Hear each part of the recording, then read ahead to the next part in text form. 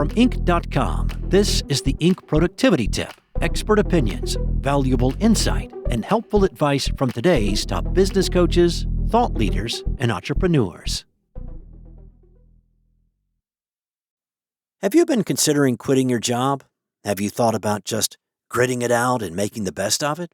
Well, you should ask yourself two questions before making your next move. We Americans sure do admire grit, right?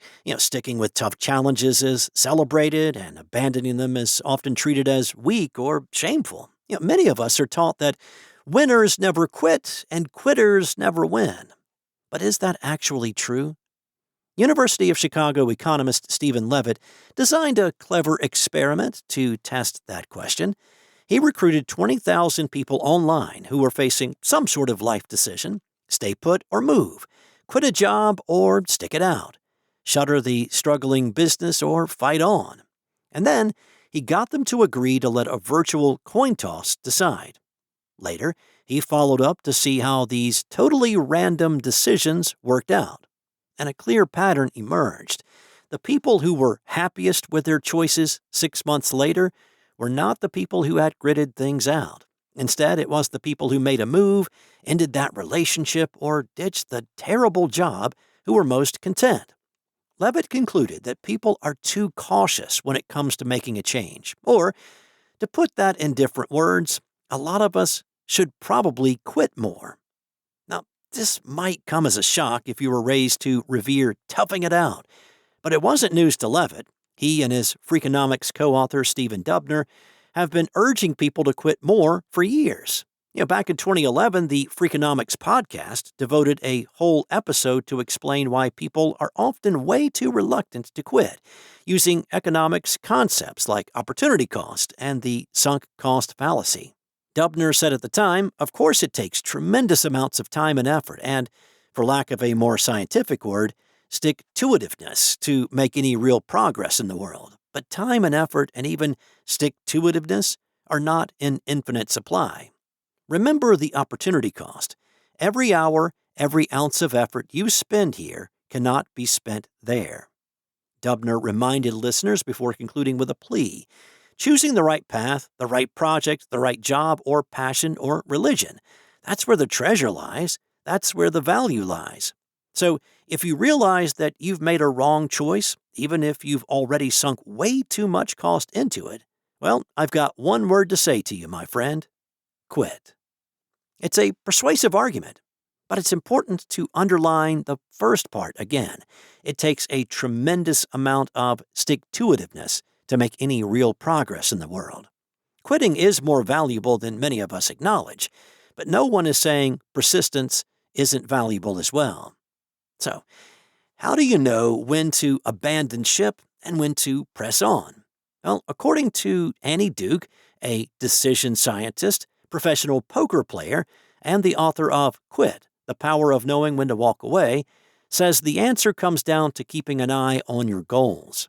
She explained to the New York Times, quitting, when done right, allows you to achieve your goals more quickly. This is counterintuitive because we think of quitting as stopping our progress. But that's not true when the thing you started isn't worthwhile. Our knowledge and our values shift over time. A path that once looked promising can, in the light of new developments, turn out to be headed in a direction you don't want to go. In that case, persistence makes no sense.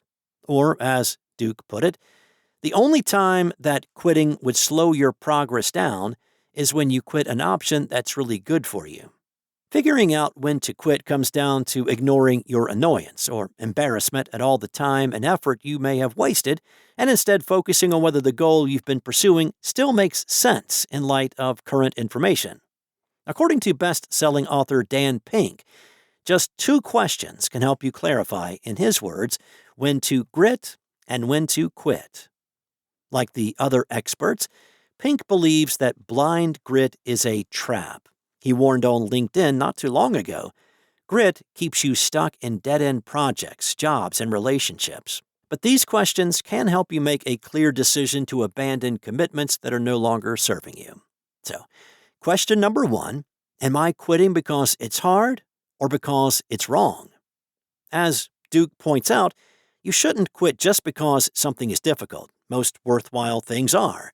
But you should quit if what you're pursuing is no longer good for you in light of all the current information you have on the situation. This question helps you pinpoint which motivation applies to you. Question 2. If I start fresh tomorrow, would I still choose this path? We all make decisions with incomplete information. There's no shame in choosing a path and then later learning things that make you rethink your destination. But if you knew then what you know now, would you choose this same road again? If the answer is no, well, you probably want to quit barreling straight ahead and adjust course. In our culture, quitting can feel weak or shameful. But really, it should be far more embarrassing to keep pushing towards a goal that no longer matches who you are or what you know. Grit is great, but quitting is sometimes the even more empowering choice. Or, as Dan Pink puts it, grit makes you strong, but knowing when to quit, that makes you wise. That's all for today. This expert opinion was written by Jessica Stillman. For more expert opinions from Jessica and today's top business coaches and thought leaders, go to Inc.com/lead. Be sure to come back tomorrow for another helpful tip from Inc.